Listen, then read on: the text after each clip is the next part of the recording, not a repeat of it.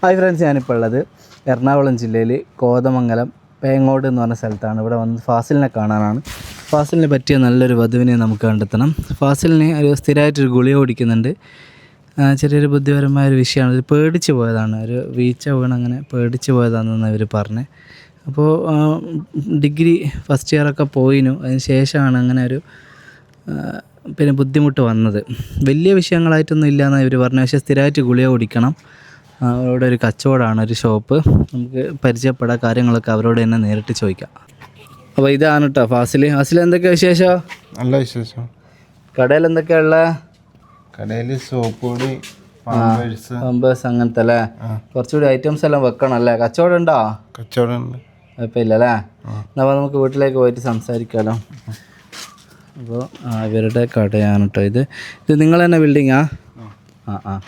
എന്നാൽ വീട്ടിലേക്ക് കാണുന്നു.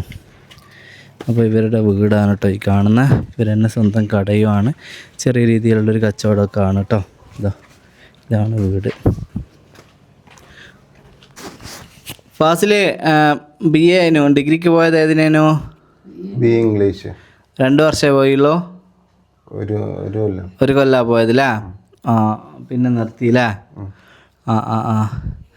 അപ്പോൾ പിന്നെ അതെന്ത് പെട്ടെന്ന് ഇങ്ങനെ ഇത് വന്നതാണല്ലേ ഉമ്മ?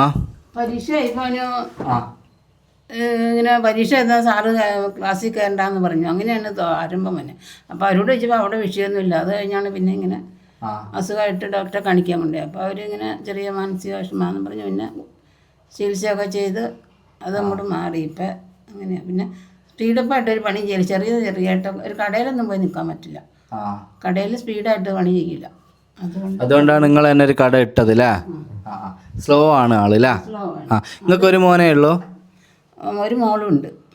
മോളെ വിവാഹം കഴിഞ്ഞില്ലേ? എൻ്റെ ഉപ്പ മരണപ്പെട്ടതാണ് അല്ലേ? അപ്പോൾ ഇവർ രണ്ടാളും തന്നെയാണ് ഇവിടെ താമസം കേട്ടോ. അപ്പോൾ നല്ലൊരു ആലോചന നമുക്ക് വരണം. പിന്നെ എത്ര വയസ്സായി? 30ാമത്തെ വയസ്സല്ലേ? നമുക്ക് ദൂരം പ്രശ്നമുണ്ടോ? അങ്ങനെ ദൂരം പ്രശ്നമില്ല.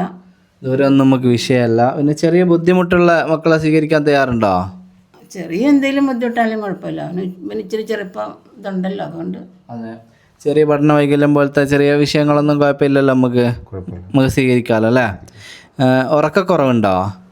ഇല്ല, ഇപ്പം കഴിവൊന്നുമില്ല. ഗുളിക ഓടിക്കുന്നതുകൊണ്ട് ഇപ്പം വിഷയമില്ല അല്ലേ? ദേഷ്യം വരാറുണ്ടോ? അങ്ങനത്തെ ദേഷ്യത്തിൻ്റെ വിഷയമൊന്നും ഇല്ലല്ലോ. വയലൻ്റ് അങ്ങനത്തെ വിഷയമൊന്നും ഇല്ലല്ലോ. നമ്മൾ ഒരു സൈലൻ്റ് ആണോ ആള്? സ്ലോ ആണ് അല്ലേ? അതെ. കച്ചവടം കുറച്ച് ഉഷാറാക്കണല്ലേ നമുക്ക്. കടയിൽ സാധനങ്ങൾ അതെ, കടയിൽ കുറച്ച് സാധനങ്ങളൊക്കെ വെക്കണം അല്ലേ? അതെ. ഫാസിലിന് എന്താ പറയാനുള്ളത്? എങ്ങനെയുള്ള പെൺകുട്ടീനെയാണ് വേണ്ടേ? അതെ, അത്രയേ ഉള്ളൂ അല്ലേ?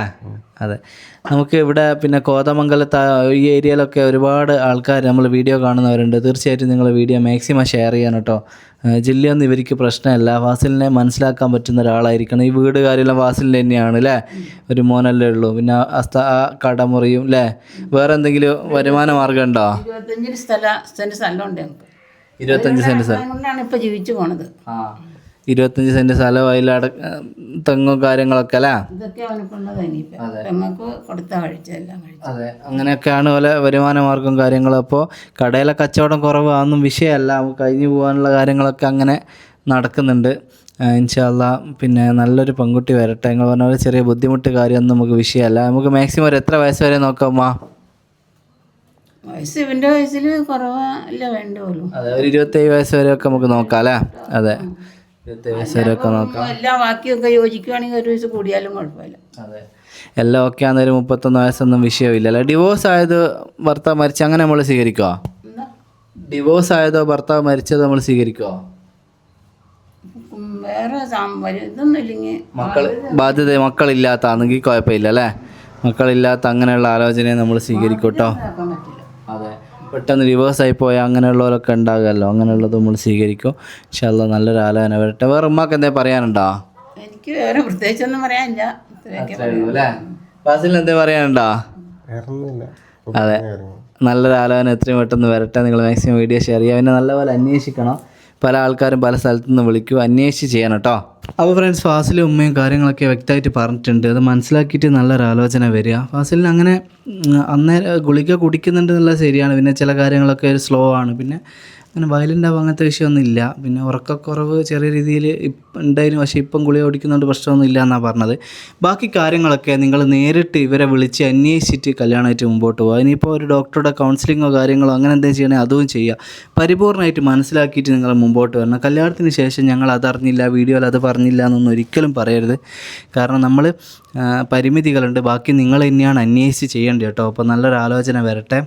മാക്സിമം നിങ്ങൾ വീഡിയോ ഷെയർ ചെയ്യാം. അപ്പോൾ ഒലിക്ക് ഒരു എത്രയും പെട്ടെന്നൊരു തുണ വേണം. ഉമ്മാൻ്റെ മനസ്സിൽ ആദ്യമായിരിക്കും പ്രായമാകുന്നതനുസരിച്ച് എൻ്റെ മോനിക്കാരും ഇല്ലല്ലോ എന്നുള്ളൊരു ബേജാറുണ്ടാവും. അപ്പോൾ അത് മനസ്സിലാക്കിയിട്ടാണ് നമ്മൾ ഇത്രയും ദൂരത്തു നിന്നൊക്കെ വന്നത്. അപ്പോൾ നല്ലൊരാൾ വരട്ടെ. നിങ്ങൾ മാക്സിമം കൂടെ നിൽക്കുക, വീഡിയോ ഷെയർ ചെയ്യുക കേട്ടോ. അത്രേ പറയാനുള്ളൂ. എത്രയും പെട്ടെന്ന് കല്യാണം നടക്കട്ടെ ഇൻഷാ അല്ലാഹ്.